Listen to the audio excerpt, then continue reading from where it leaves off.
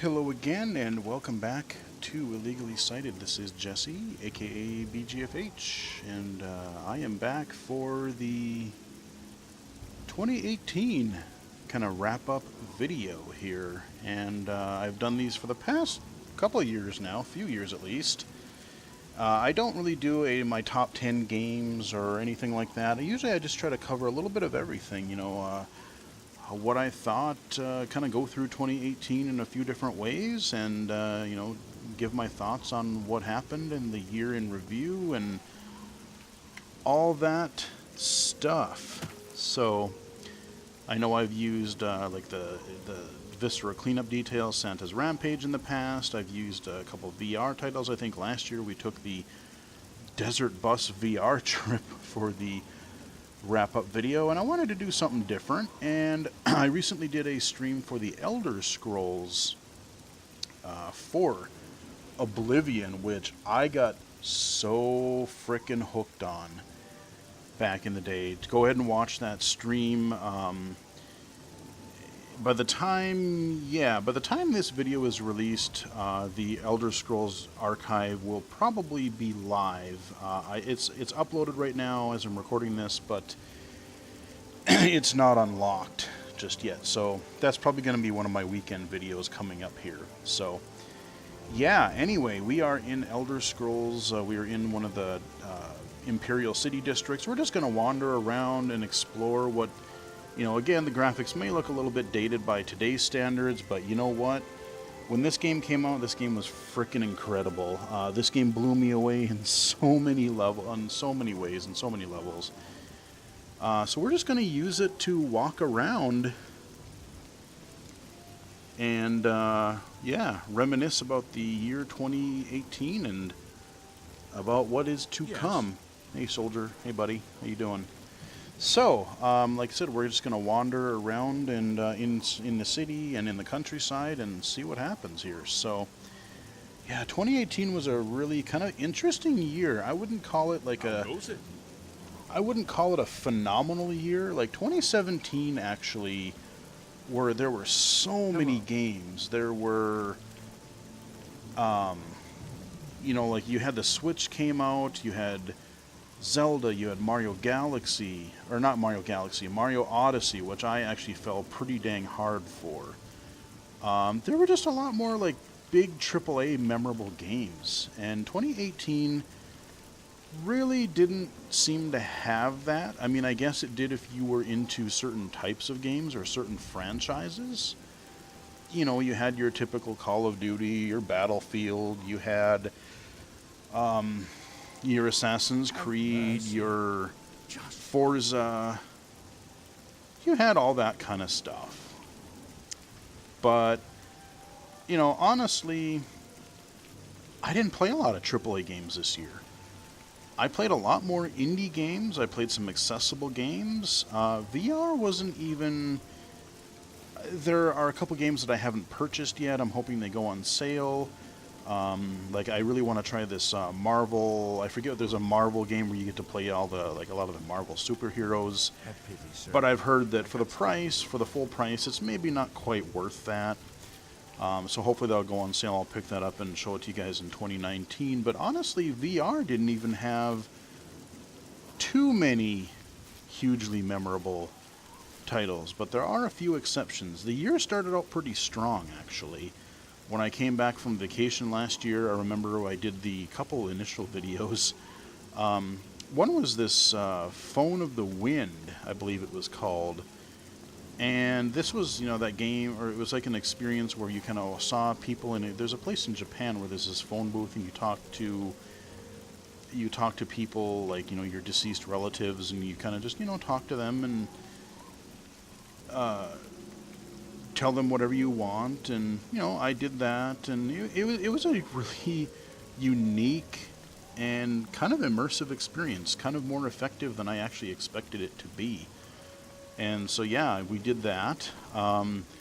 KFC, of all things, yes, KFC, if you missed it, if you are a new subscriber, KFC, with all of its weird marketing lately, yes, they did a VR experience where this new colonel guy was going to teach you how to make their famous secret recipe chicken. And it was bizarre.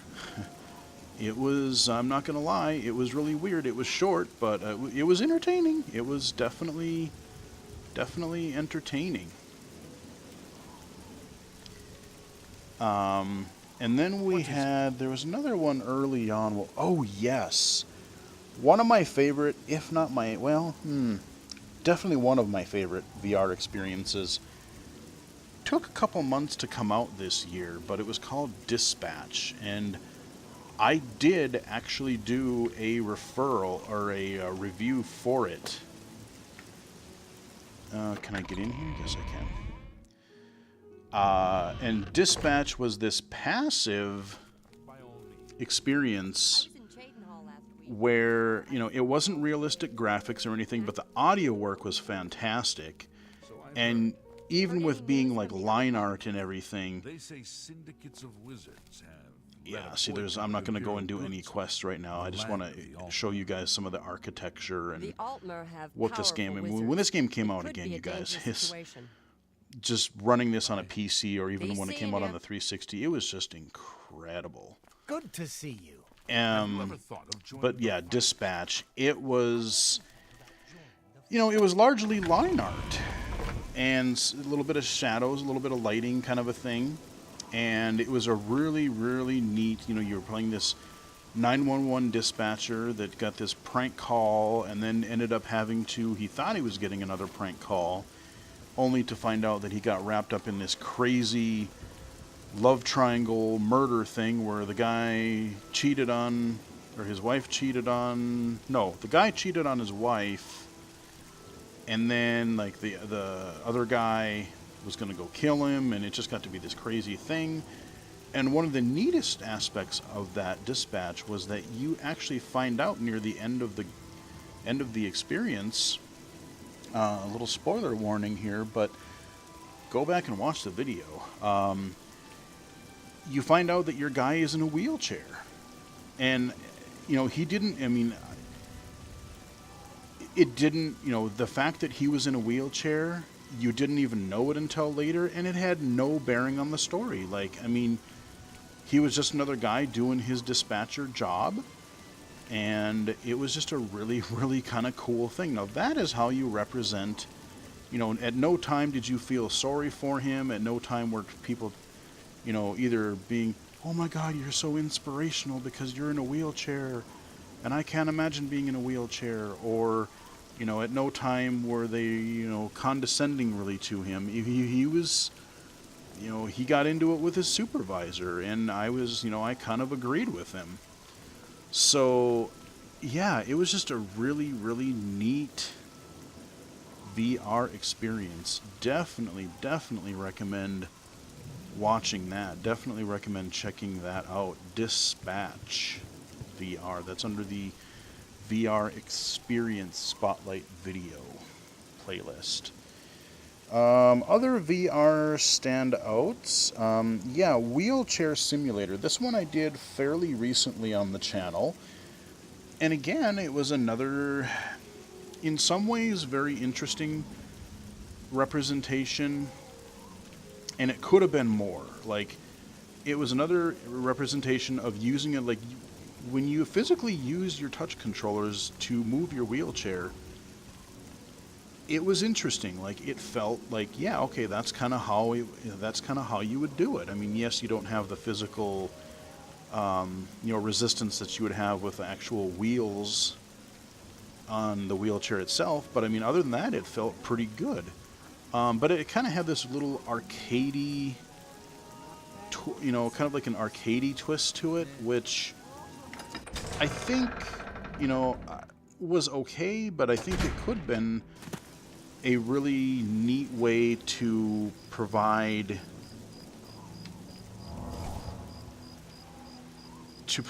you know, like, education to people, because, you know, you'd be surprised as somebody who is visually impaired, or, you know, just who works with people who are visually impaired or has other disabilities.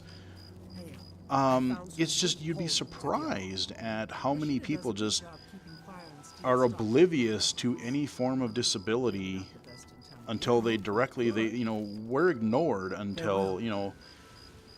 until there's a reason really for them to interact with somebody.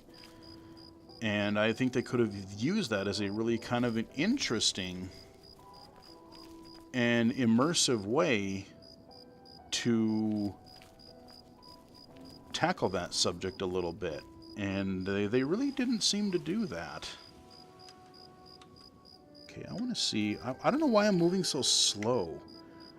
I don't know if it was something that I hit. I mean, I can go third person. I mean, I can run, but it just seems like I'm lower to the ground than I should be, and I'm not sure why. But anyway, we're just going to wander around this nice, peaceful countryside at night here. You hear the crickets and the music in the background. But yeah, Wheelchair Simulator. That was another one that kind of stood out for me. Oh, now this, I would say between Dispatch and this next game, Beat Saber is probably my favorite game, because that is actually a game in VR. Using lightsabers, it's basically like Jedi training using Guitar Hero-esque lanes with lightsabers. I read somebody else saying something like, yeah, it is basically the cool Jedi lightsaber rhythm game that you didn't know you wanted, or that you didn't know you needed. And yeah, I needed it, because that game is badass. I just wish I was better at it. That's my only problem. I wish that there were more variety of music, or that you could put your own music in. That's supposed to be coming. But, I use it because you get kind of a little workout playing that thing. And, hey, anything that gets me off my ass and doing something, aside from especially when it's not nice outside and in the wintertime, get me up and moving a little bit, yeah. Definitely. So Beat Saber, did a video for that earlier this year. Fun game. Yeah, Dispatch would be my experience, and I think Beat Saber would be my favorite game. So I do want to talk a little bit about, so you have, not games themselves and stuff, but the kind of potential future of VR in the next year or two. There was a lot of talk about, you had the Oculus Go come out this year. A friend of mine picked one up and I tried it, and I did a little video where I talked about that. And I love the idea of a wireless headset, a self-contained headset, but until people actually put in some sort of accessibility layer or super nice large print option, or lets you have the capability of the full 6 degrees of freedom, so you can actually lean in to look at text and menus and options and things. Many aspects of that are very hard to read, because I don't have the monitor to fall back on as I do on my Rift and my computer monitor here. So that's a problem.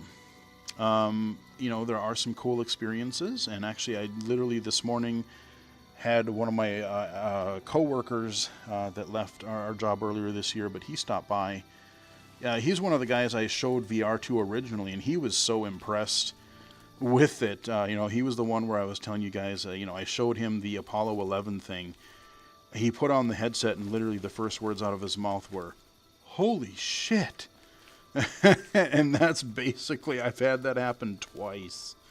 I think those exact words. And because when you see VR, a good VR setup, and you see it for the first time, your first instinct is literally, holy shit, what am I looking at here?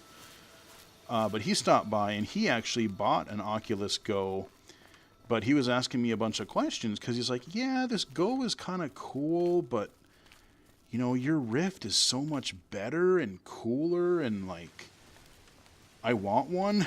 So he's got a computer, and so I think that'll support it, and I wouldn't be surprised if he gets one in the next couple of months or so. So that'll be interesting. But you know, you have the Oculus Go. You have, I forget what they call the next Oculus headset that they're going to release next year. That is going to have 6 degrees of freedom, which is great. But again, I wonder, as a low vision user, how easy is that going to be to set up? You know, I mean, yes, I have the Oculus app for iOS, and I could probably install things to it, but, you know, if you have to configure your, you know, when you configure your play space, because you have to map that sort of thing out, how do you do that? Is that process going to be accessible? Whoa, we got a nice frame rate chug there. So those are the kind of things that I just don't know. And, you know, as much as I would love to kind of run and pre-order the thing once it becomes available for pre-order, you know, I'm probably going to wait and see what the first looks and first opinions of it are. You know, like I said, I'm still trying to get a hold of someone at Oculus. I have a contact potentially. And, you know, when I did that video earlier this year where they had that accessibility session at the Oculus conference in, what was that, October this year? Late September, October. And I did my own comments, and I even sent him, I connected with him on LinkedIn. And so I'm hoping that maybe he gets back to me one of these days, because I'm genuinely interested. Somebody has to do it. And I don't know, man. It sure as hell isn't going to be Valve, because if Steam is any indication, accessibility just is not on their radar whatsoever. So does Oculus have a shot? Yeah, I don't know. I wish they did, but, you know, who can say? Who can say? Let me take a break for a second. I need to get a drink of water quick.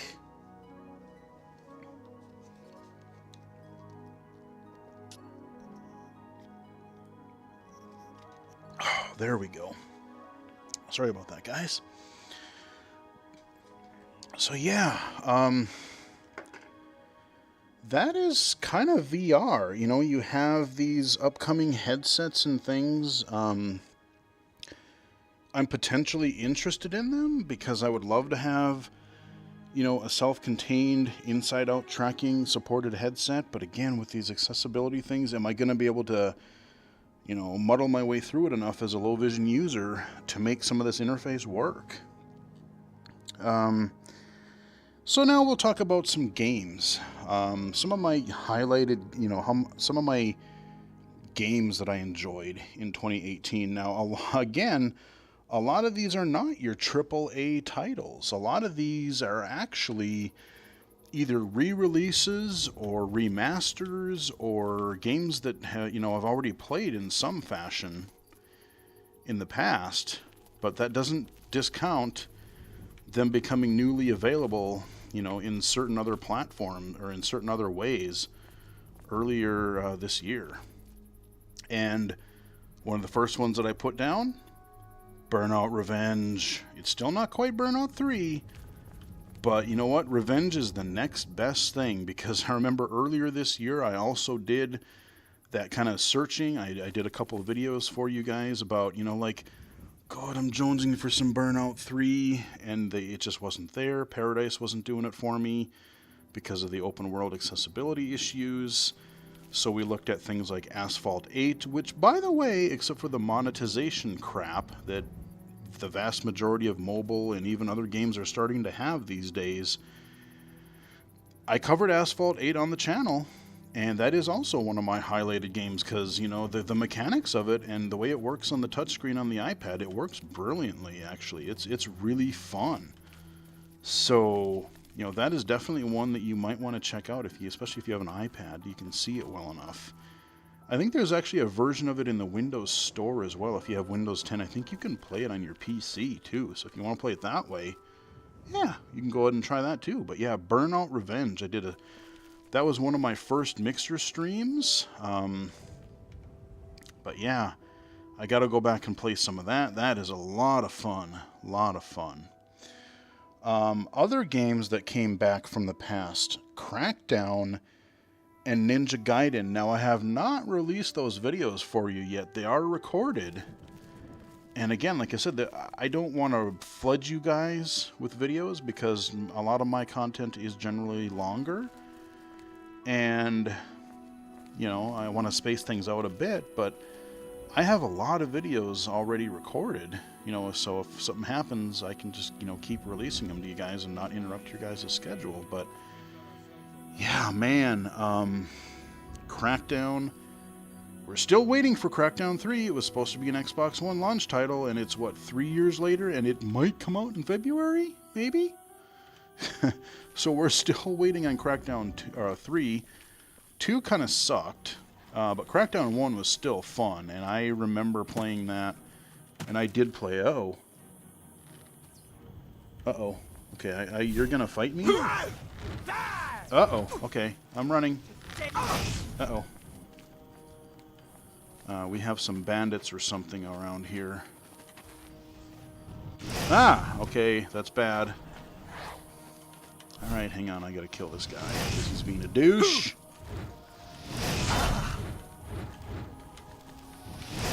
Your fireballs, man. Some mage. I'm gonna die. Oh, okay. Another tooltip. Alright, well, you're dead. Cool. But yeah, so Crackdown and Ninja Gaiden. Ninja Gaiden on the original Xbox. You know, they had the NES version, which was... Well, actually, they had the NES trilogy. Hard as hell. 2D side-scrolling action games. Holy balls, they were hard. I never beat any of them. I got to the very last part of Ninja Gaiden 1. And that took ages. But, yeah, Ninja Gaiden 2 and 3, not a chance. But when that was when that came out on the, you know, in 3D and on the Xbox, they did a fantastic job. And that is one game that I'm definitely going to release the video for you guys early in 2019, if not one of my videos at the end of this year. So probably 2019, but that is another game that came out on the backwards compatibility that was fantastic. Absolutely loved it. So those are some kind of the games that came out that I remember, you know, like I said, I've played back in the day. Now, Red Faction Guerrilla Remastered. Yes, their cheap pun on words, I said remastered. That came out this summer, and if you like to blow shit up, if you like to wreck things with mines and hammers and play with jetpacks and ram into buildings and make them blow up with vehicles and all kinds of fun things, you definitely want to play some Red Faction Guerrilla. That game is fantastic, and definitely need to play more of that at some point. It is just phenomenal. I played that game, and there were a few cheap missions that I remember hating, but God, that game was just dumb fun. It was so good. So much fun. Red Faction Guerrilla, another one of my favorites this year.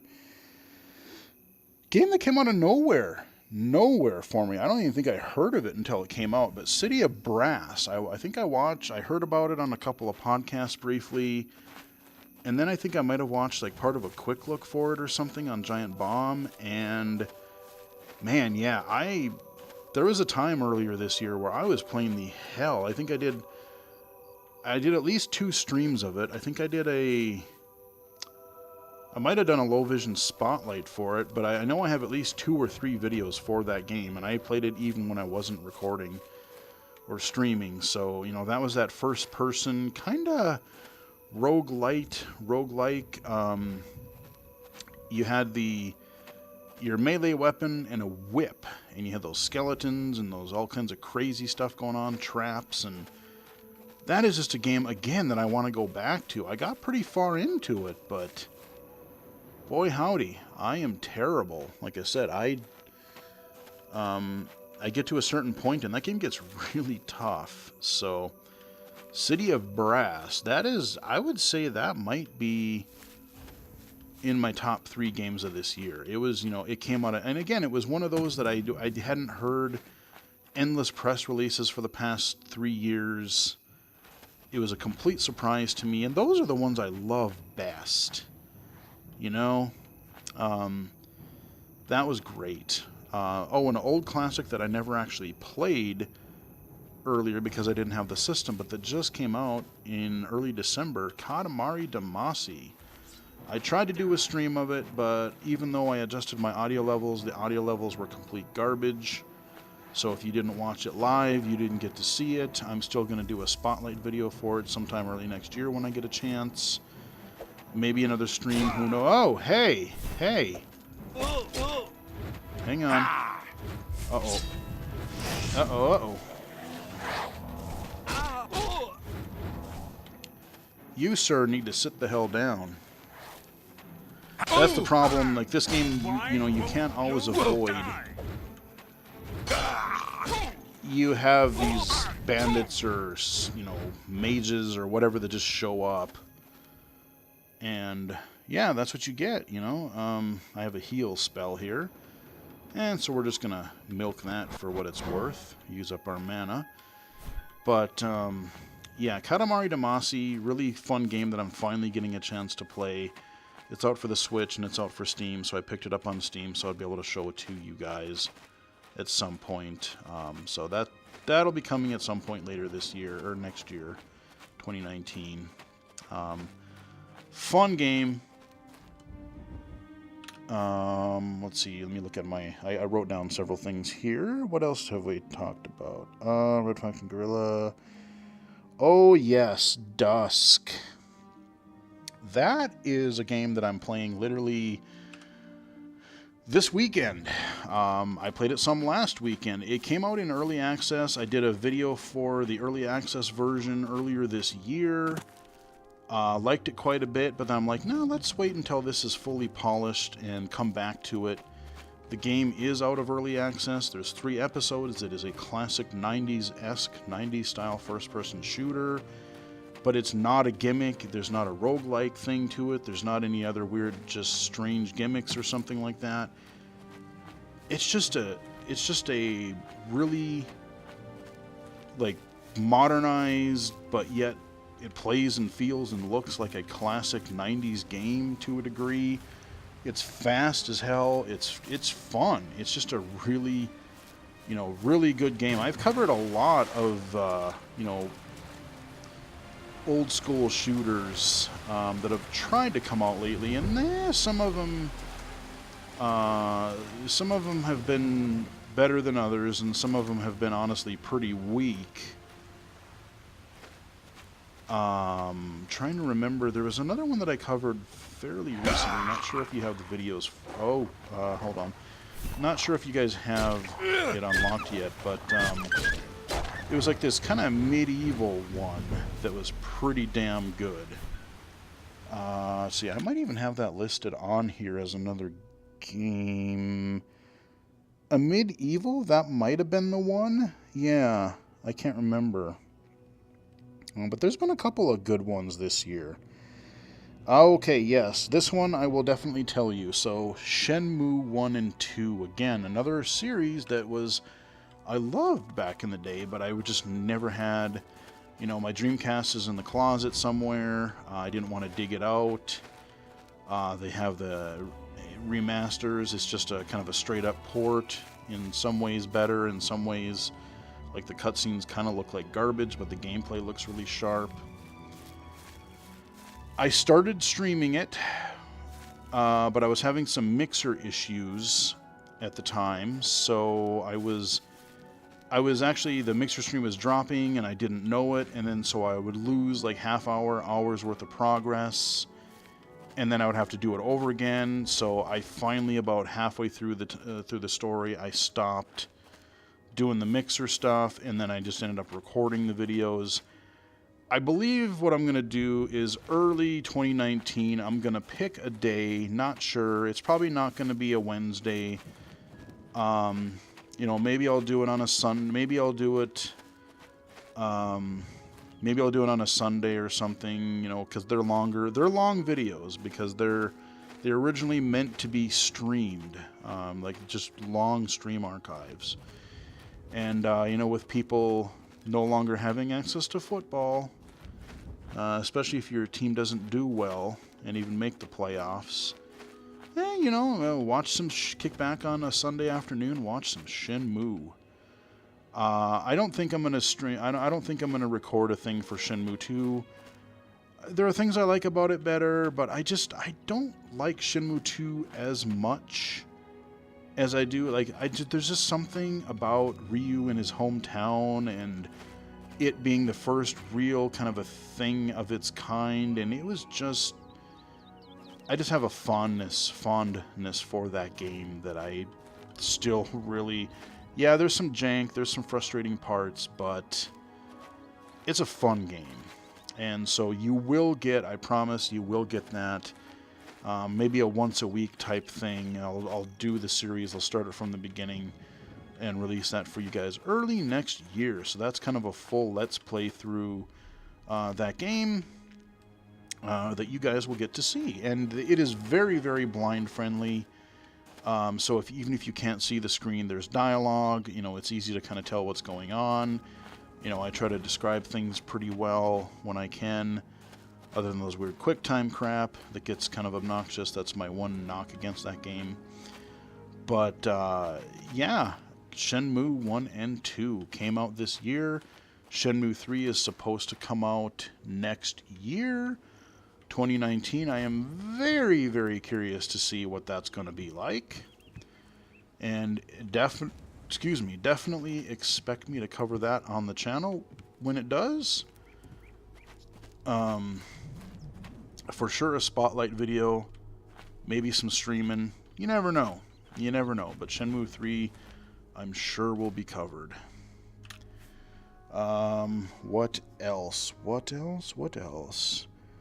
Muffled Warfare. That was a fun one. I did a spotlight video for that, or actually an early access video for that. That was, you know, you're kind of using like echolocation in a multiplayer deathmatch sort of a thing, which was kind of unique and kind of cool. Like, again, that's one that I probably, whoa, oh, look at that view. Okay, I don't want to fall. I mean, when this came out, look at the, like, the draw distance and stuff. I mean, yeah, there are some things off in the distance that don't look as good, but yeah, look at all those trees, man. That is crazy. Very, very nice. But Muffled Warfare, once that game gets out of early access, I definitely want to look at it and see what modes they do, see what levels they add, what kind of other mechanics they might use. Pretty cool game. Ooh, a bridge. Another one, Vermintide 2, along with City of Brass. Those two, Vermintide 2 and City of Brass, I would say, are definitely a couple of my standout AAA games this year. They, you know, Vermintide 2 kind of being a more melee-focused Left 4 Dead cooperative-esque thing. I mainly did it with AI bots, but they're just fun. You know, the characters kind of have some fun banter between them. It's fun killing the Skaven, the rats people. And the orc, I forget what they call them. I forget, what do they call those orc people? But yeah, you know what I mean. Like those guys. It was just a really fun game. I actually did beat it on the base difficulty level. I think if I were to beat it, on any higher difficulty level, I would have to get some actual human player assistance, because otherwise I'm going to get wrecked. But yeah, Vermintide 2, that is still one. I think they're coming out with additional content and levels and things like that. So that, you know, that's something I could see myself returning to in 2019 for sure, because it was a lot of fun. Vermintide 2, yeah. Turok 2, yes. I did the original Turok, came out, what was it, last 2017? And they did a really great PC version of that and made it completely playable with keyboard and mouse. kind of some of the frustrating platforming aside in first person there. But Turok 2 Seeds of Evil, I remember getting so hyped for that game when it came out. I mean, they were talking about like all the crazy enemies and levels, and like I said, the weapons, the cerebral bore. Come on, man. A gun where you shoot this drill bit into a dude's skull and it drills their head until it explodes. Hell yeah, that's just cool. That's just gnarly, and yeah, you want to play with that. Of course you do. Cerebral bore. Yeah. But Turok 2 Seeds of Evil, that came out and I did a video for that. That is one I really should get around to playing some more of too. Soul Calibur 6. Yes, that was once I started my streaming especially. I've done, 2 or 3 different streams for Soul Calibur 6 already, because there's 2 different story modes for this game.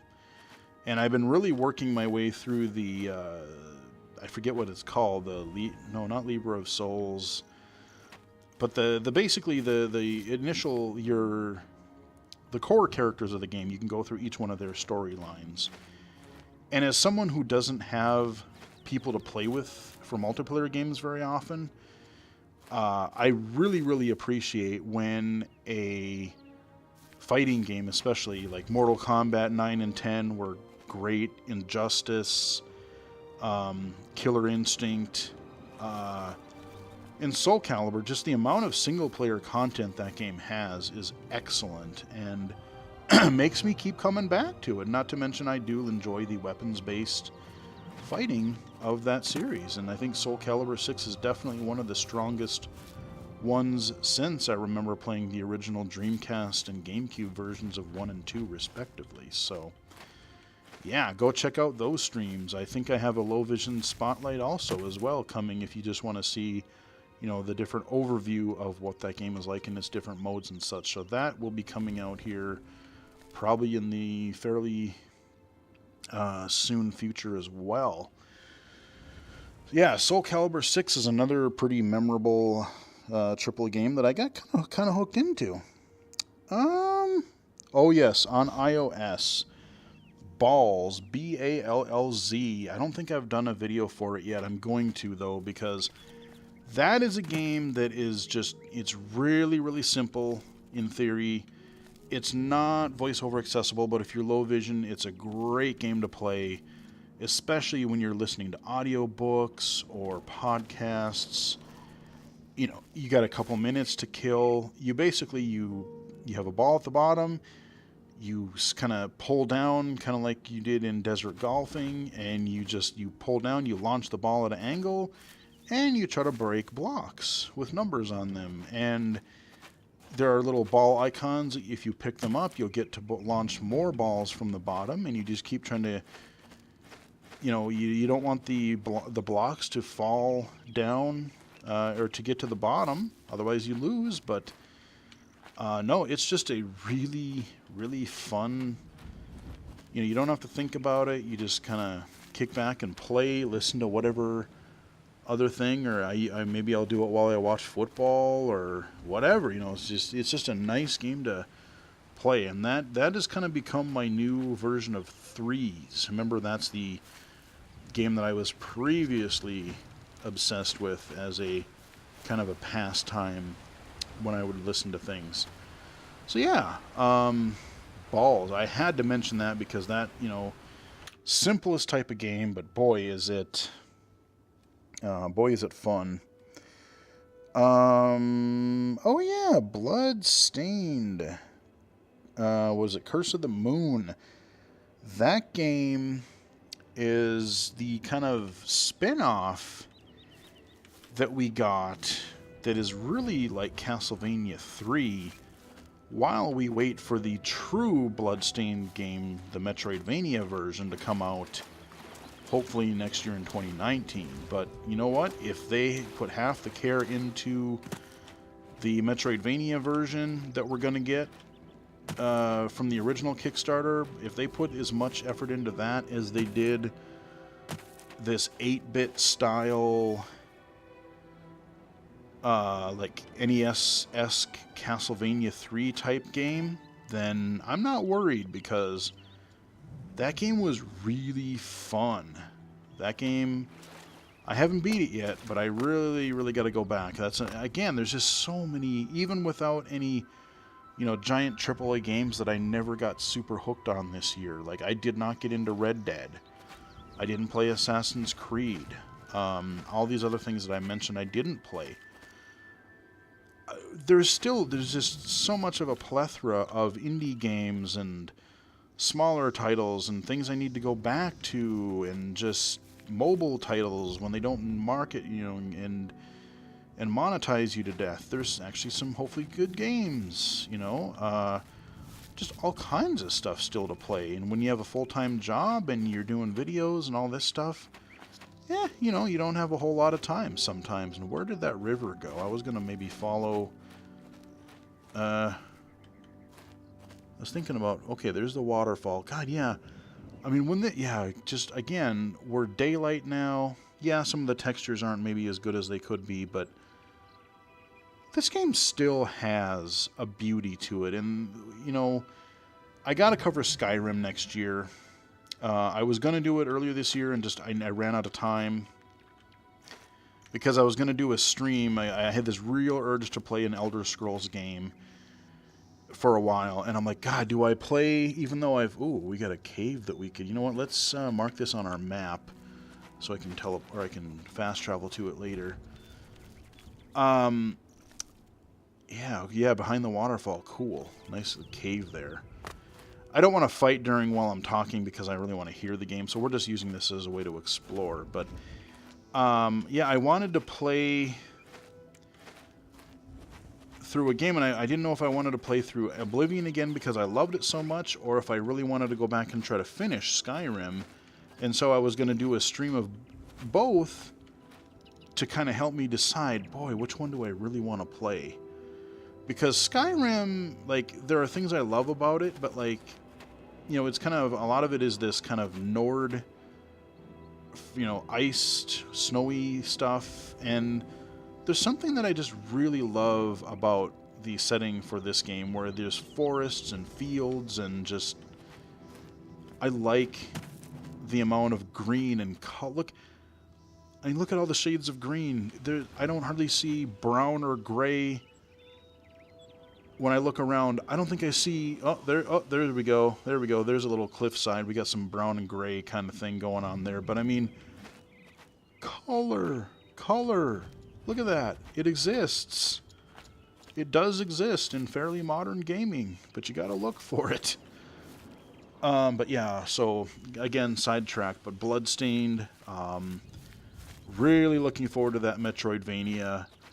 Oh god, another game that I forgot to write down, but I should mention, Time Spinner. That is a Metroidvania, and Chime, or not Chime, Chasm. Chasm was fun. I did enjoy Chasm quite a bit, but let me tell you, between Chasm... between Chasm and Time Spinner and that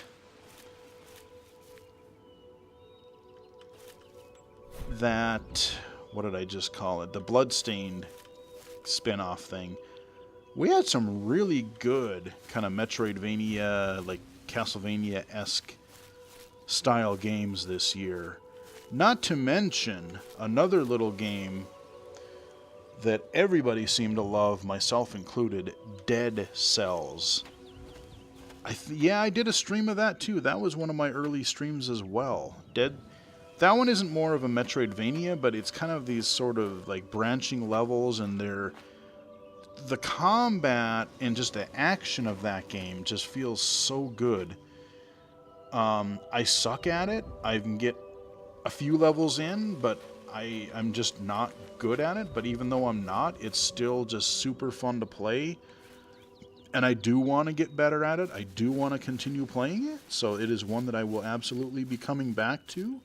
It's kind of, that one I would almost compare to something like Rogue Legacy. Like, I'm not good at that game, but it is so fun. And you kind of slowly but constantly increase your,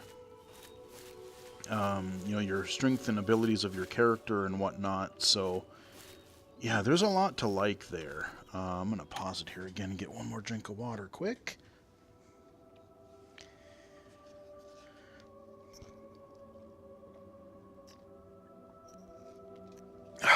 There we go.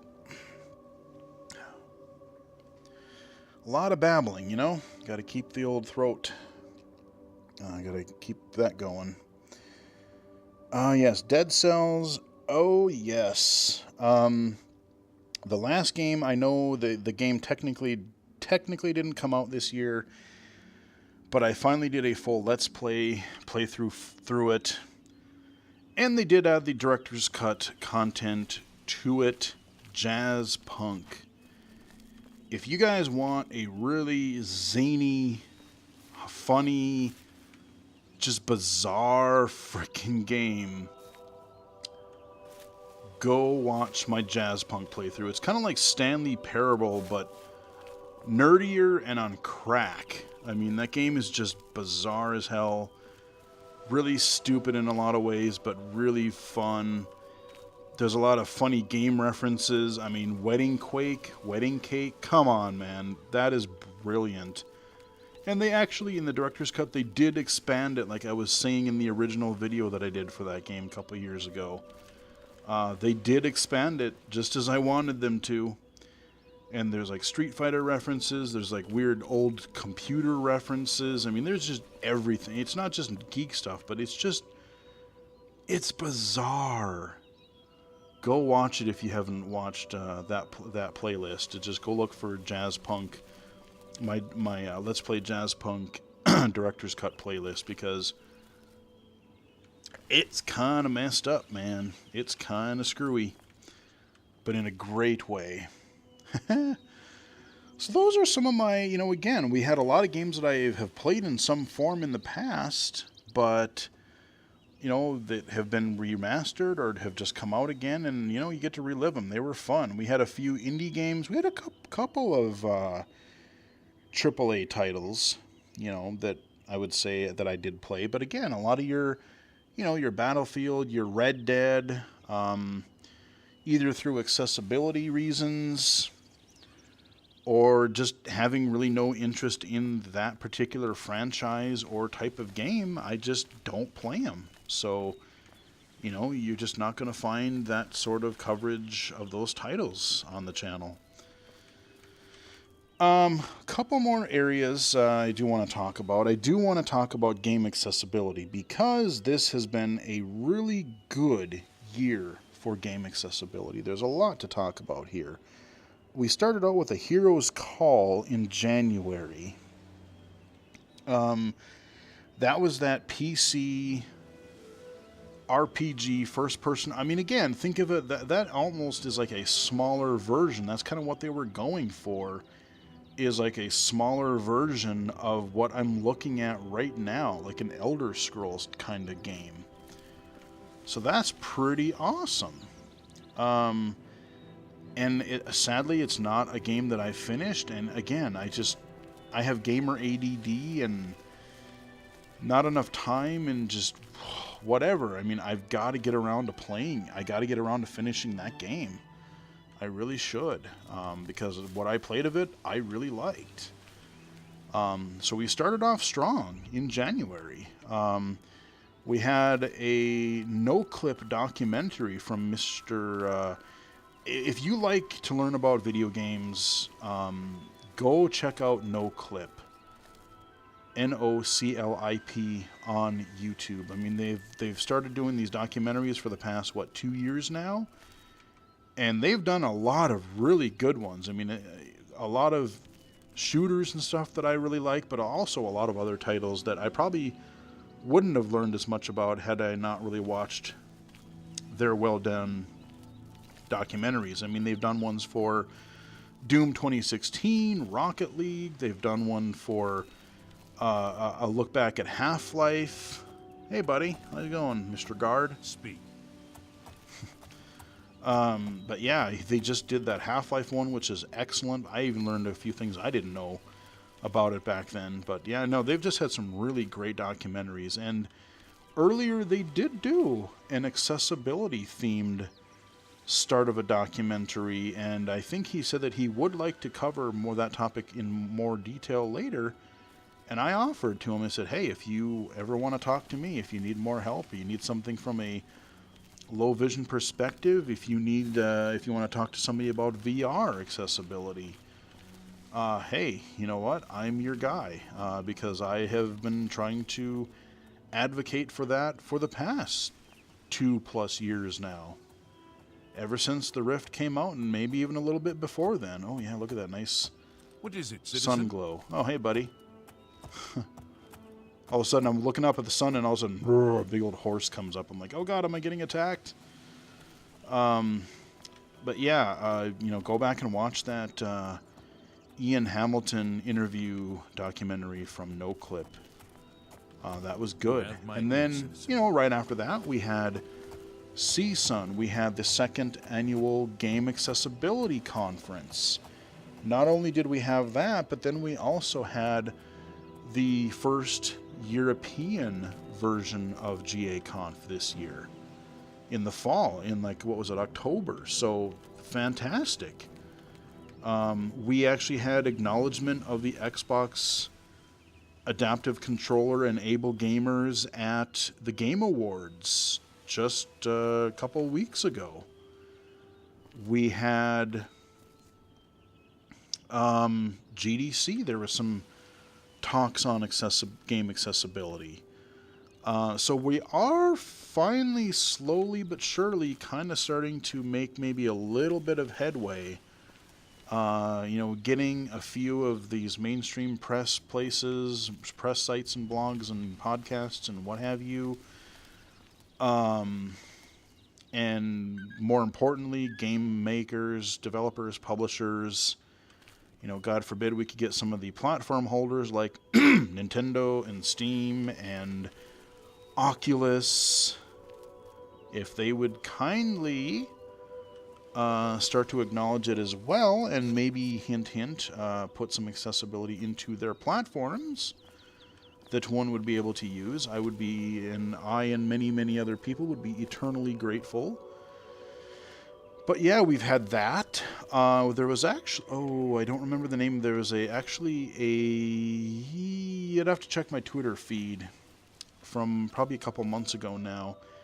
There was another guy that was doing documentaries on YouTube, and I don't remember his name. I'm sorry.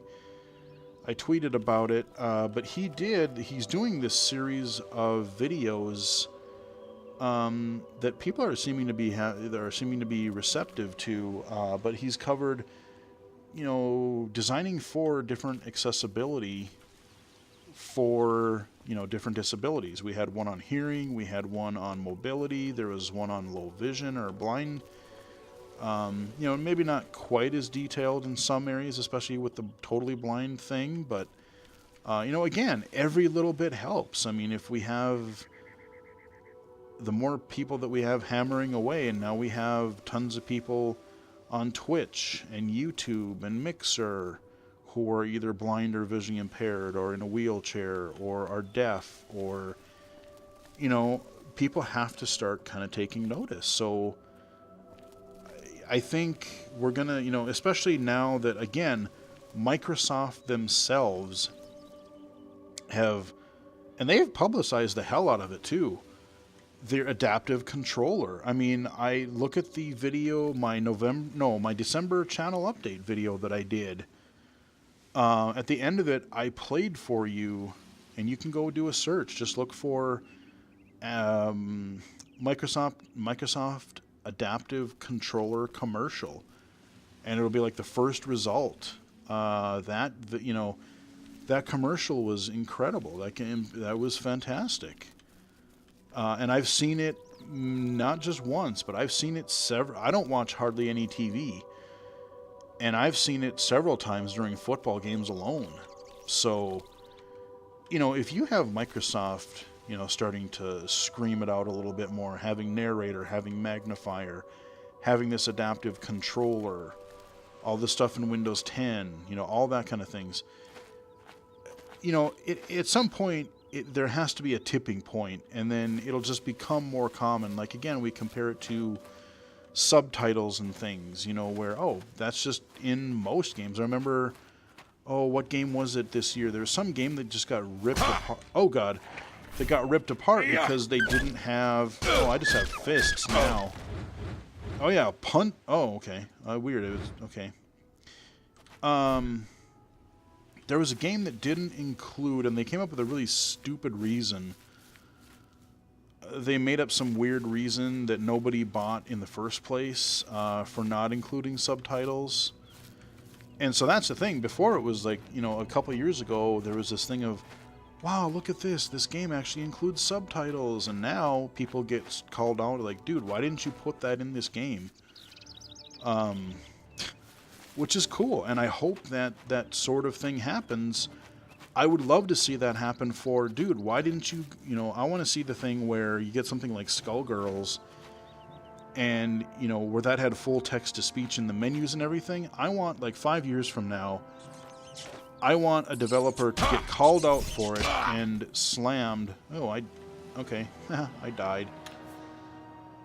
I want them to get called out like that because, hey, why didn't you put things in your or why didn't you put text to speech for your menus in your game? Everybody else is doing it. Yeah. Oh, okay. So this is right after I left the. Okay, so I just loaded a random save. This is literally right after I left the tutorial area. We went out to the sewers, and this is what I've got. So we're just going to make a beeline over there because I know there's enemies over there. And I'm not leveled at all. And we're just, like I said, we're just exploring. So there's been a lot of great work there. I'm very intrigued to see what's going to happen next year. We have, let's see, A Hero's Call, Ian Hamilton, I'm just looking... This is no clip. And now we get into some of the actual games that started including both AAA and indie. We have things like Way of the Passive Fist. I covered that on the channel. Celeste. Having these varied, not just easy, normal, and hard. You have actual gameplay controls. Like, oh, do you want to have the game at full speed or 80% or half speed? Or do you know, things like Shadow of the Tomb Raider? Do you want to have, you know, you can have the exploration, the combat, and the traversal. What are the difficulties do you want to have for those? And that's the kind of difficulty settings I want to see more, you know, because easy, normal, and hard, like normally what they do is they either ramp up the number of enemies or they make them bullet sponges or... You know, they kind of make things cheaper when you just choose a higher difficulty level. I mean, sometimes, yes, they'll add better AI, and they'll flank or they'll do other behaviors that are more immersive instead of just running at you or standing there waiting to get shot. But, you know, I want to see that type of variety because that is honestly that's the way to go. You know, if you're looking at accessibility... You know, not just for people with disabilities, but people who don't, you know, again, video games are for everybody now. And there's a lot of people who are in school, they're in college, they work. They have full-time jobs, they have a family, they have kids. I don't have, you know, it's hard to find time. Like, if I was going to spend 300 hours playing through Oblivion again, frickin' A, man, when would I have time? You know, as much as it's fun just to look at, you know, reminisce of like, oh God, I remember this, or, you know, look at the way this game used to look, and, you know, it's fun to do that, but do I really see myself going 300 hours through this sucker again? Especially with everything else out there to do, not just gaming related, you know, life in general? Probably not. Probably not. I'm just going to live through, ooh, okay, we got some sort of, I probably don't want to go there because there's probably enemies nearby. But, yeah, just explore these plains here a little bit. So yeah, I mean, there's other reasons that this accessibility stuff is going to help everybody. Way of the Pacifist, a really neat take on defensively playing a brawler. Shadow of the Tomb Raider, I mentioned. Celeste. And some games I never got to play because I don't yet have a PlayStation 4. God of War. I'm really interested to play that new reboot of that. That looks really, really fun. Spider-Man, what is it? Marvel Spider-Man. If I wouldn't have had that family scare that I had earlier, and I knew what I would have had money, I would have, when it was still in stock, I would have bought that bundle, that $200 PS4 bundle with Spider-Man. By the time I could do it, it was still listed at $200, but nobody had it in stock anymore, so I was boned. Now I can't get my cheap PS4. But those games had some accessibility. Do I have any other games listed here? I talked about GA Conf, the adaptive controller. But yeah, I mean, so those are, Spider-Man, God of War, Shadow of the Tomb Raider. These are AAA games that, and then you have what EA is starting to do with their sports games. Madden. They didn't make a lot of additions this year. So I skipped it, but they're doing stuff with like UFC and Madden, and I think FIFA has some stuff in there. And then we have more accessible games that I've listed. Again, this fall, if you have an iOS device, and you have not played Fear, Feer, what are you doing? That game is totally worth the money. It is absolutely worth playing. I just played it literally yesterday as I'm recording this. I played it a little bit yesterday. And I'm still working my way up to level up things and get far. And it's this zombie kind of audio endless runner kind of a thing that is, it's got these challenges and it's got a variation and replayability and just a good game. And then we had, I have it written down here. Once I get across this river here, no, climb up climb, there you go, climb up the beach. There was this adventure game that I also released a video for, which was called... what was it called? Frequency Missing, yeah. And that is a perfect example proving that a point-and-click adventure game can work actually really well for a totally blind user. Especially on a touchscreen, they did a really intuitive job of making that work.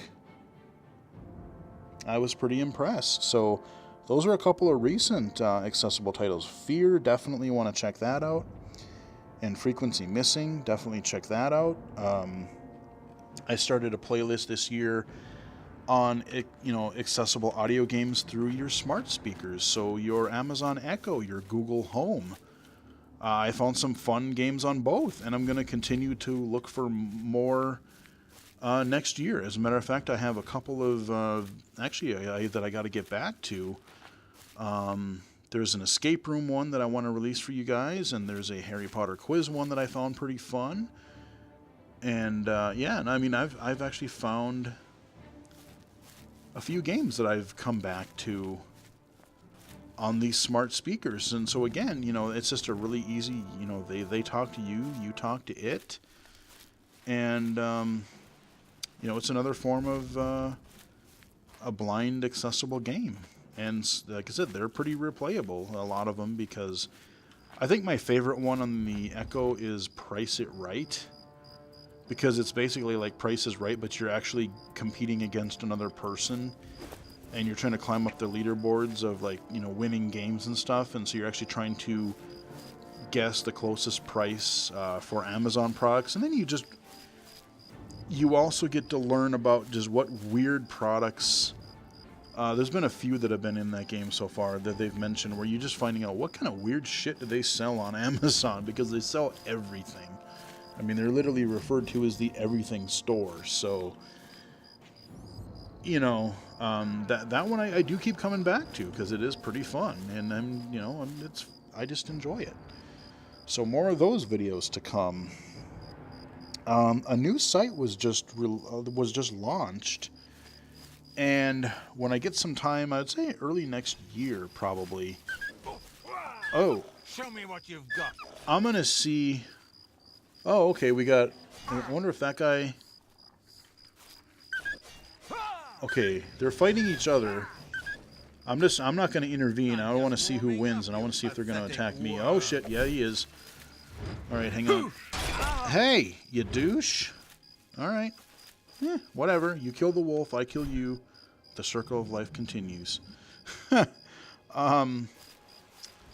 Yeah, there's a site that came out within the last month, and I started following them on Twitter. It's called Can I Play That? And it's about, I guess, it's going to be a site where they're trying to, they don't pay their writers yet, but they're working on possibly trying to get supporters, get support, and have people write their stories and different things about, gaming with a disability. And they're looking for submissions for people to write, and I don't know. I'm thinking about maybe doing an article or two, maybe in the next year. I could see myself contributing to that. I would love to, because if it helps get the word out there, I think one of the main ones I want to do is I also want to write about VR accessibility, because that ties into games as well. You have AR and VR, augmented and virtual reality. And I would like to talk about my experiences with that just in another medium. I've done podcasts, I've done my presentation, I've done my YouTube channel and playlists. So, again, we're not going to shut up. We don't want to shut up. We want to be included too. Hey, buddy, how you doing? So yeah, Can I Play That? Go check them out. I think, I don't know if it's Can I Play That? Yeah, I don't remember I'll have to try to find the link and try to remember to put it in the description. But you can, I think it's just Can I Play That on Twitter as well. So that's a new thing that I just learned about in the last couple of weeks, and I wanted to mention that as well because that's something to look forward to in the future.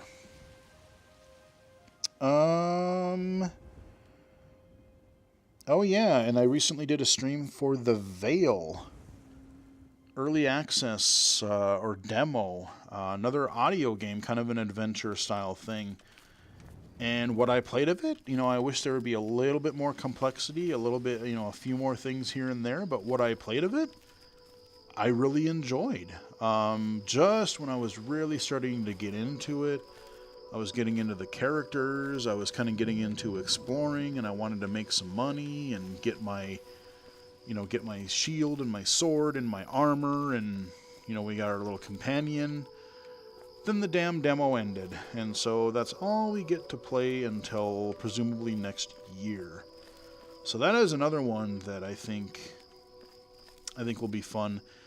The main thing with a lot of these accessible games, even these action adventure, role-playing games, they don't have the budget of your standard mainstream developer. And so what happens is, they can only do so much. Maybe you have some more, maybe you have some cheesy voice acting because you're getting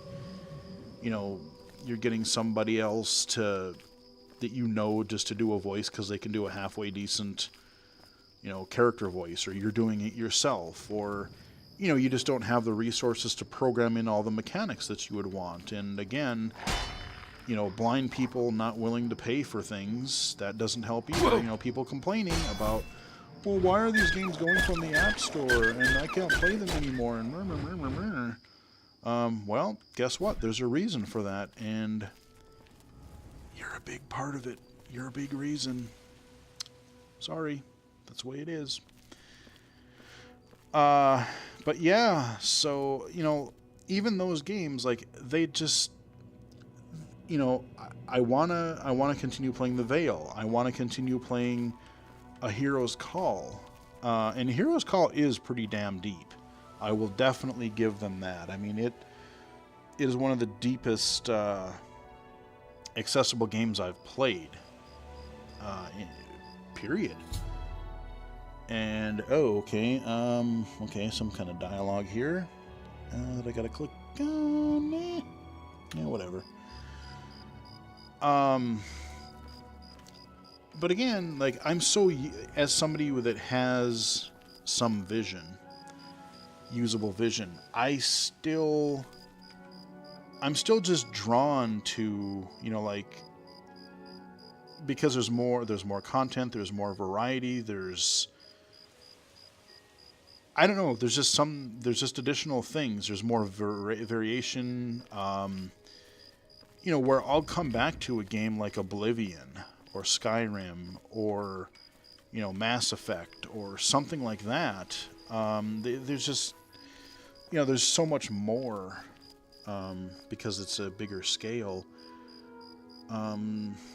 So it's a lot of the audio games, even when they're done really, really well, just personally, because I have the option to play some of these sided games, and I, again, for people who don't have that option, I'm so glad that they're there, and I absolutely appreciate the amount of time and effort and skill that are put into these games. But like I said, for some reason, I just don't seem to stay with them. I'm not as dedicated to them as I am a mainstream game. I seem to kind of lose interest or get sidetracked or find something repetitive or something. So here we got some other sort of, I don't want to say temple, but some kind of weird Stonehenge kind of thing going on over here. Some kind of structure that we're going by. Yeah, again, just this huge, beautiful open world. And then we have, again, people who like audio defense, Zombie Arena. I did the interview with the developer, or the head of the company, and oh god, okay, hey, okay, all right, you're gonna fight me. Hey, ladies, there's plenty of you to go around. Just get out of here. Okay, one down. Hey, what are you talking to me about? What's that? And now you're dead. See what happens? Told you not to fuck with me. All right then. Yeah, CMR. So people who are interested in a game like Audio Defense, I did that interview with Mental Vision Games, and I did a sneak peek for an early beta of Circus Master's Revenge, a game that really kind of a sort of, I don't want to say spiritual successor, but if you're looking for that type of mobile action game, audio action game, that's coming. Oh, really? Okay, you're gonna fight me too, Mr. Wolfie. Hold on. Okay, I gotta... You should just, you whiny thing, you just perish. Let me heal myself here. Yay! Alright, here we go. But, yeah, Circus Master's Revenge. I actually did just get an updated beta early this week. And yeah, it's looking pretty good. So in 2019, you guys are going to get to play some of that. Definitely if you want this game to stay in the App Store, support it. Please do. Otherwise it has the potential of going away too. Your money or your life? Huh? No. Hang on. I take it from... Oh, okay. Take it from me if you can, please. I don't have any money. Yeah, we'll cock off to him. That's the way this one prefers it. Okay. Running! Hey! And luckily we have a guard. Oh, yeah. Hey, you bastard. Okay, hold on. Take that! Get away from me! Oh! Die, cat. Oh! Thank you, sir. Thank you for your, yeah, thank you for helping me out there, bud. The guard, that was cool. The guard was, and that's the kind of random thing that I love happens in these types of games, where literally there's a guard walking down this long bridge, and literally, shoulder to shoulder with this Khajiit guy or whatever he is. He mouths off to me, and he's like, "Oh, okay, to go any further, you're gonna have to pay me money." And I said, "No, you're not gonna do that." And yeah, he attacks me. I run away, and I let the guard take him out. So, heck yeah, the guard was actually useful. Very nice. Oh yeah, Circus Master's Revenge. I was trying to remember what the heck I was talking about. So look forward to that. I will cover the game one more time when the full game is released, but, again, look forward to that game, support it when it does, and such. So that's kind of my overall game accessibility. Before we wrap up, I do want to cover a few... I do want to cover a few things about general accessibility, topics, and I closed my message by accident. Icarumba.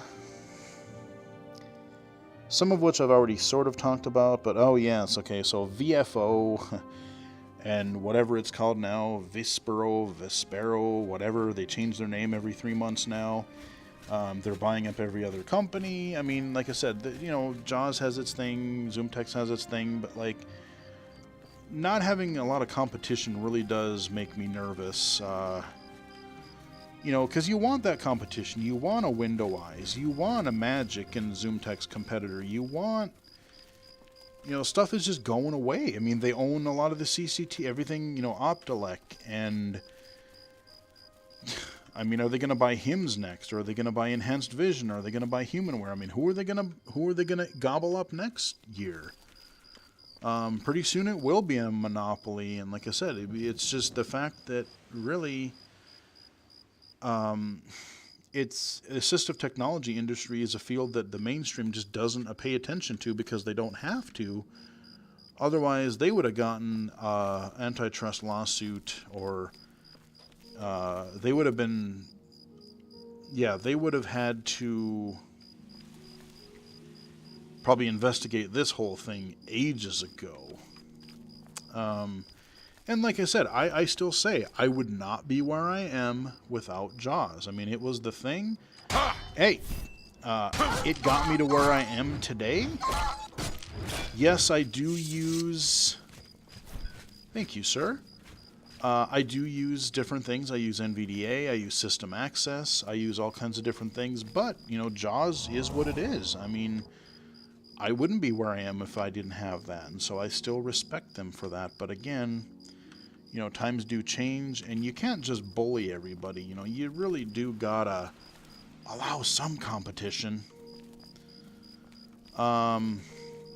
We've had new NVDA updates. We've had we've had Jaws and ZoomText and Fusion updates just in the last month. VoiceOver, of course, both on iOS and on the Mac. I don't really use the Mac all that much except for a little bit at work. I do like the dark mode, the dark theme that they have on Mac. But sadly, all it does is it kind of pisses me off because the watch has it, the Mac has it, the OLED screen is out for the iPhone now, but they don't have a dark mode yet. Grr. What's wrong with you, Apple? Come on, get your head in the game here. And, maybe don't make your next phone cost an arm, leg, a kidney, and a second mortgage. That might be a good idea, too. So, yeah, those are some kind of things, general assistive technology in the last year. Good and bad.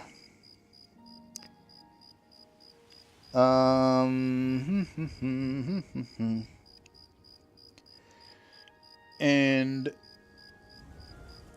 couple things, accessibility wise, I've released a lot of, I've been a part of. I've been invited to several podcasts, some on game accessibility, some on general accessibility. I was on the, oh God, what do they call it? I said I've been on 3 or 4 of them this year. I was on a Blind Bargains one again. I was on the Blind Vet Tech podcast. I was on the, oh God, I just went stupid. I'm sorry, Shelley. The Shelley Brisbane podcast. Oh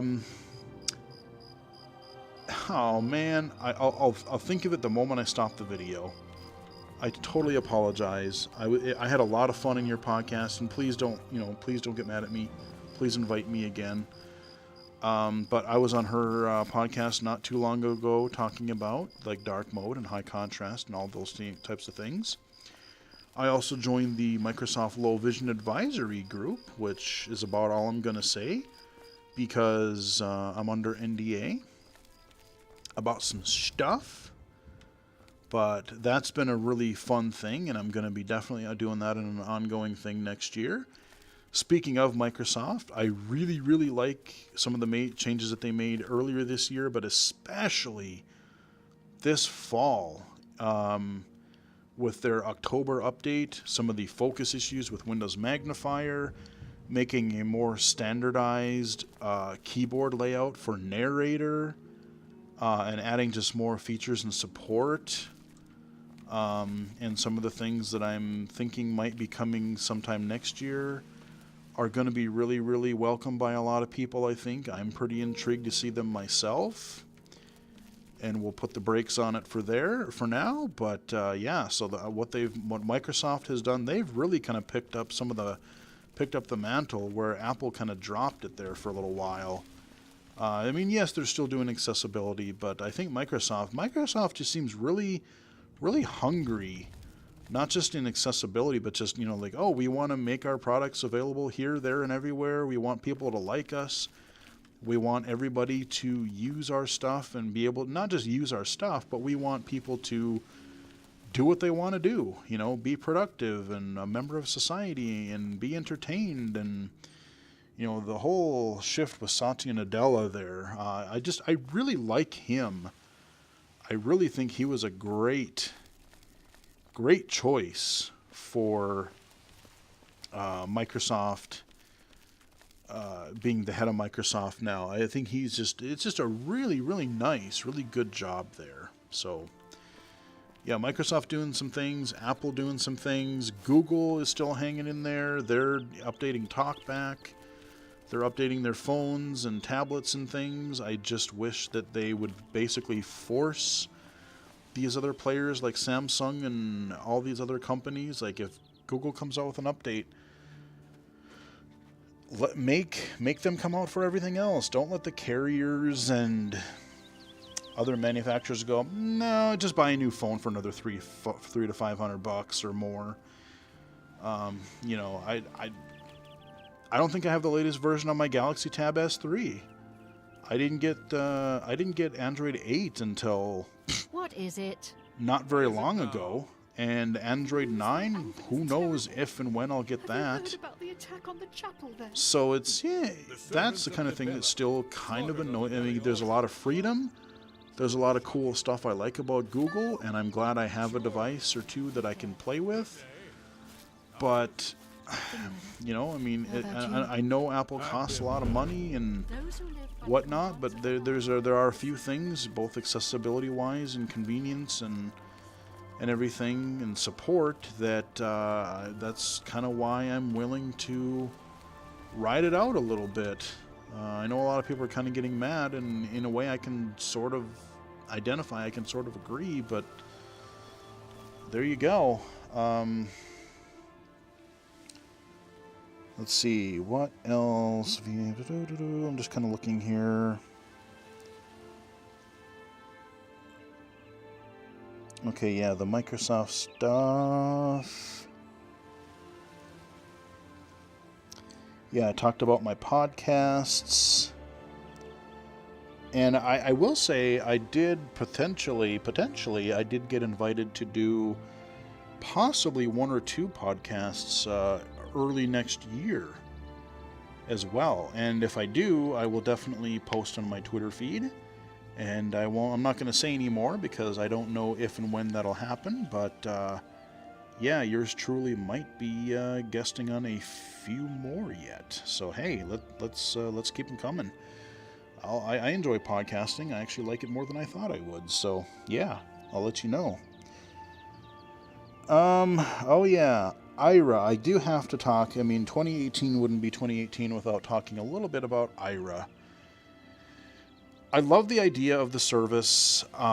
They just changed some of their pricing, and I'm not going to talk about that here because I don't remember exactly. I know there's been some Blind Bargains podcasts and other podcasts where they've done interviews with them.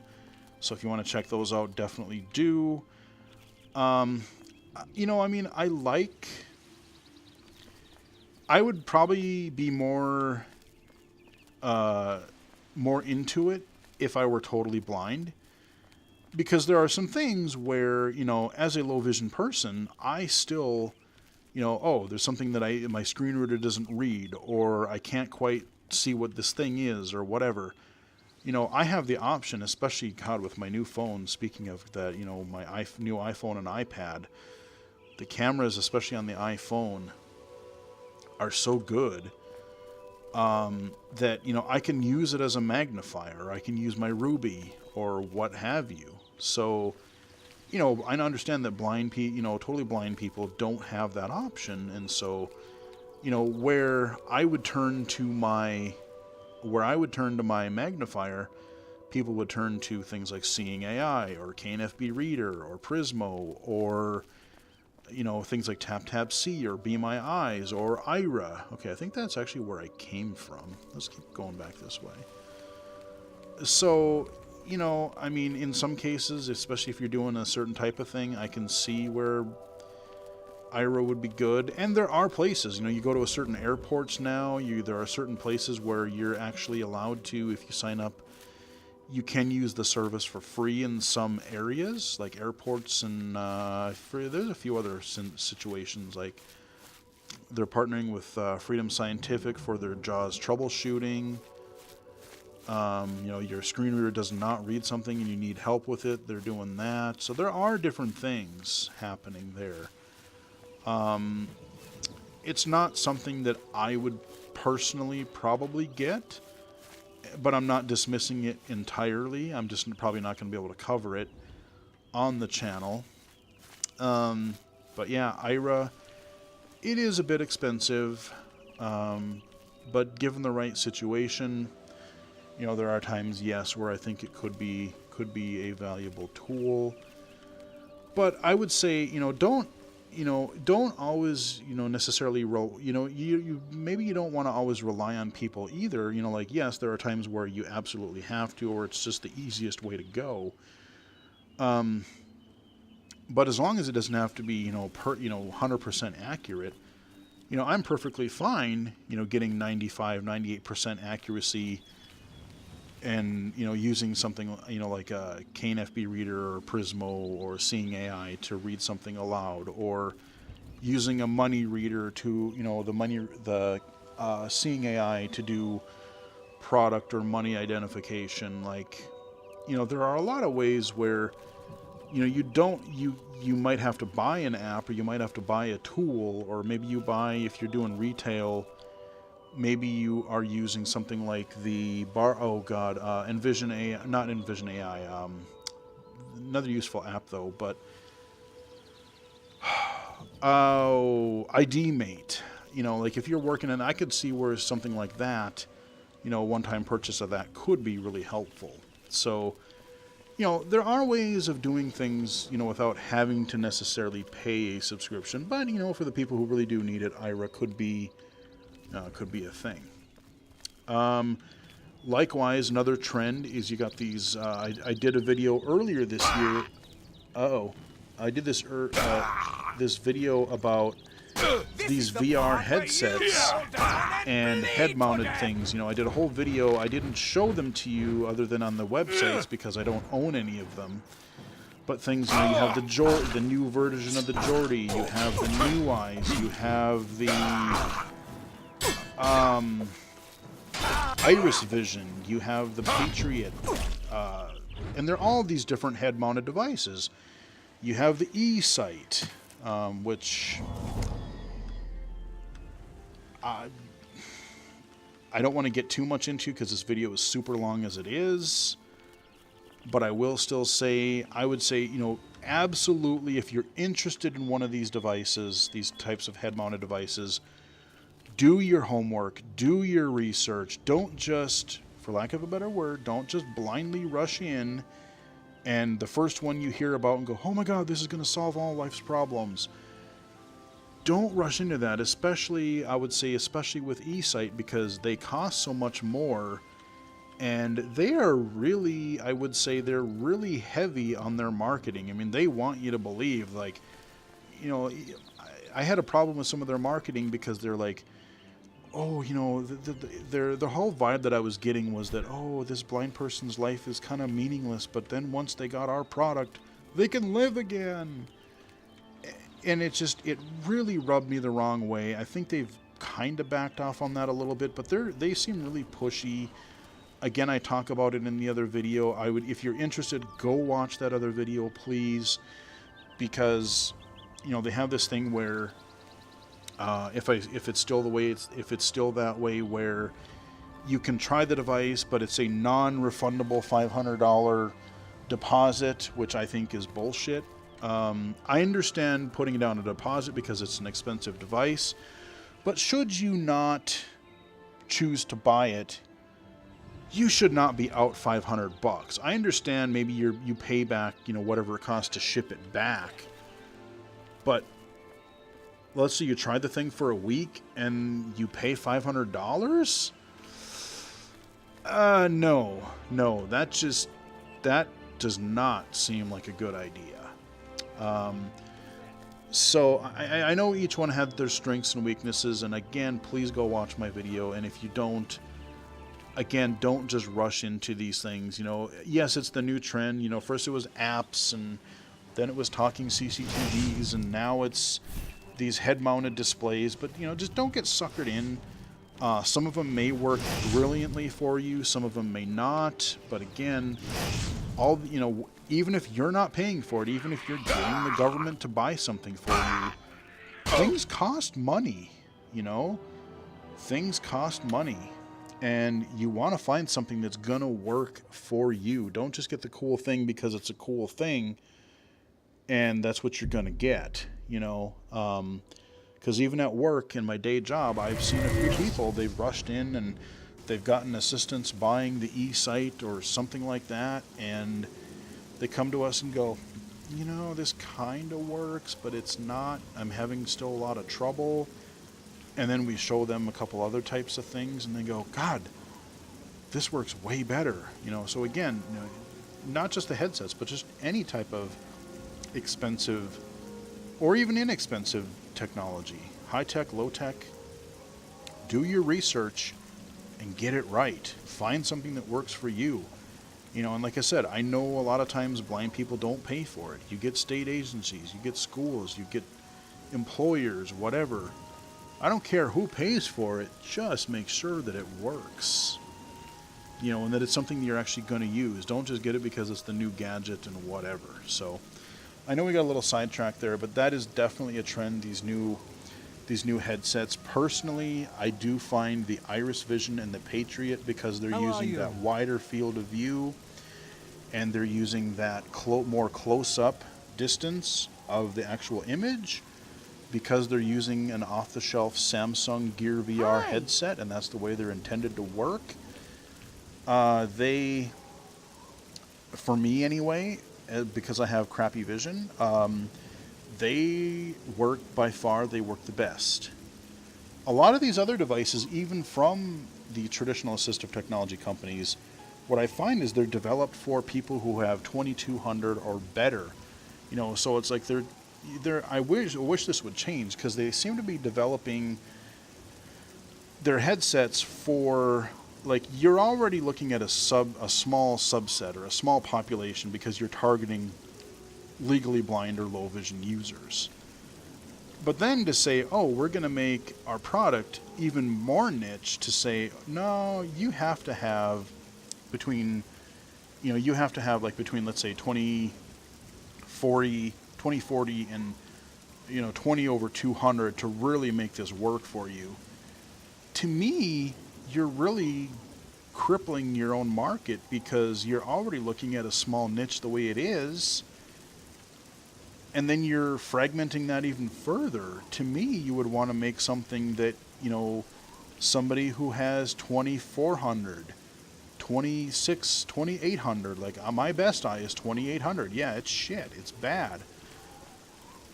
But with that, with these VR headsets, the Iris and the Patriot, I can see them because they're not using these tiny little lenses. It's not like looking through a binocular or a monocular or a roll of toilet paper and then getting to the image. It's not all that.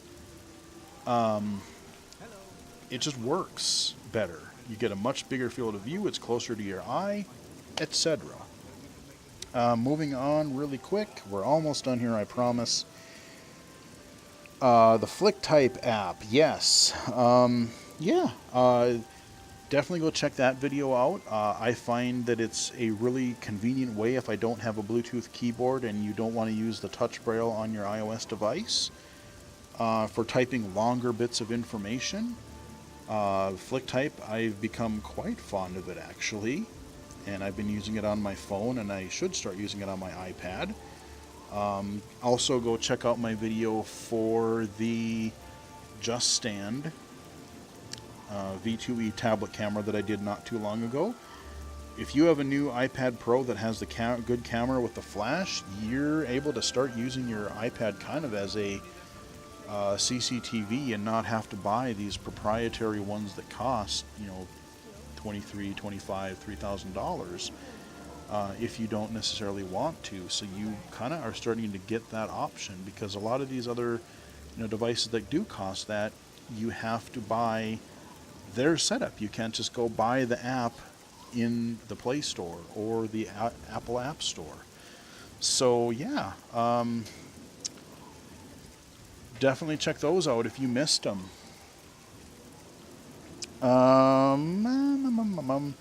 The new accessibility features of the Apple Watch, your fall detection, your heart detection stuff, your EKG or ECG, which is out now. I've tried it. It works. It does say that I have a regular heart rhythm. Yay. I'm not completely defective. But yeah, no, they're doing a lot of interesting stuff with that. But go check out my Apple Watch Series 4 review that I did. I ended up getting that, and I'm actually still really liking it. So you want to find out more about the details and some of the health and accessibility opportunities that device can have for you, definitely again check that out.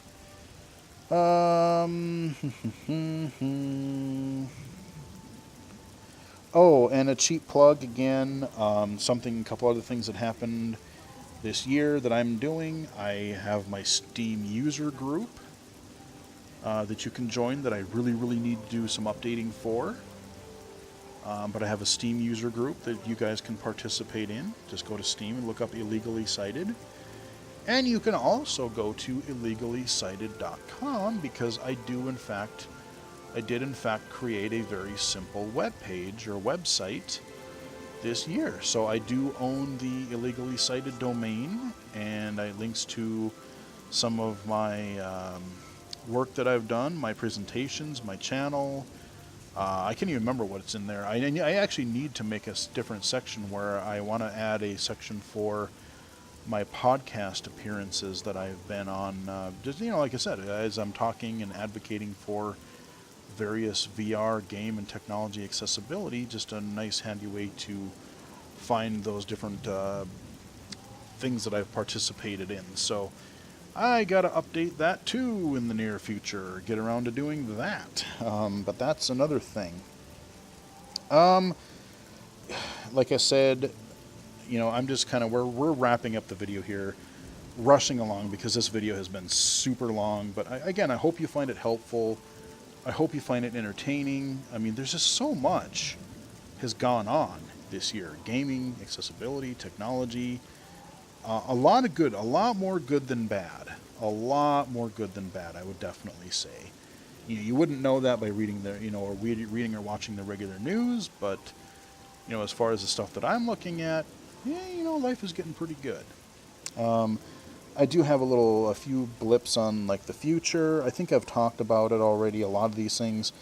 A few things I'm looking forward to. There's a lot in the first half. We have things like Doom Eternal, Rage, whatever Nintendo's going to do, Crackdown 3, God forbid that ever comes out, the Bloodstained games, Shenmue 3, Outer Worlds, that looks really intriguing, what I found on the, what I saw of the, at the Game Awards a week or two ago.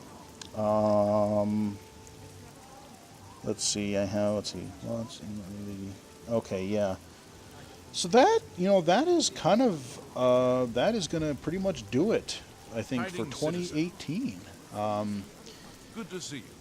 Yeah, a lot of game accessibility stuff Go going take a on that's break. fantastic. My feet. I'm here to relieve. A lot of memorable games, even if they're not all AAA, which is fine. A lot in general accessibility, a lot going on there. It doesn't seem like it, but when you go back and look at it and go, oh yeah, okay, I guess there was some pretty cool stuff this year. And I think next year is going to be even more interesting. There's a lot, I couldn't even think, I know there's literally probably at least a half dozen or more games that I already want to play that I know are coming out next year. But I couldn't even think of them all. And like I said, who knows who's going to come out and do the next crazy thing with game accessibility? What AAA publisher is going to just knock it out of the park and do something really, really cool? Like, we're doing some stuff for general difficulty and captions and things like that. But, like, I want to know the first AAA game that they actually adapt so that a totally blind person can really fully play. That's going to be huge. Will it happen in 2019? I don't know. I don't know if it will. I am kind of doubting it because we're kind of taking our baby steps there, but, maybe it could. Could be a smaller indie game. Could be, Skullgirls proved it's possible. So, we get these, if we get the Unity and Unreal plugin, accessibility plugins, and people start making use of that, we actually get platform holders like Microsoft and Sony, Nintendo, and Valve and Oculus and God knows what else. Maybe, who knows what'll happen. So, I've rambled on long enough. I hope you guys enjoyed the video. Hope you guys found something entertaining on the channel. Again, just go back and check out all the playlists. I have everything organized that way. Some Let's Plays, hardware reviews, VR accessibility, mainstream games, accessible games, mobile games, stuff. There's a lot of video content on the channel out there. And again, when we started 2018, we were at, I think we were under or right around 900 subscribers. Not only did we break 1,000, but we broke 1,300. So that's fantastic. I had no idea that was going to happen. Thank you to everybody who has joined the Illegally Cited channel and community. Again, you can follow me on Twitter at BGFH79, mixer.com/BGFH. I will definitely get some more streams going next year. And who knows what other weird things I'll attempt and try new. So, hope you guys, again, found the video. Hope you guys enjoyed it, found it helpful, entertaining, whatever. Thanks again for subscribing, sticking with us. And until next time, I'll chat with you guys again later in 2019. Peace.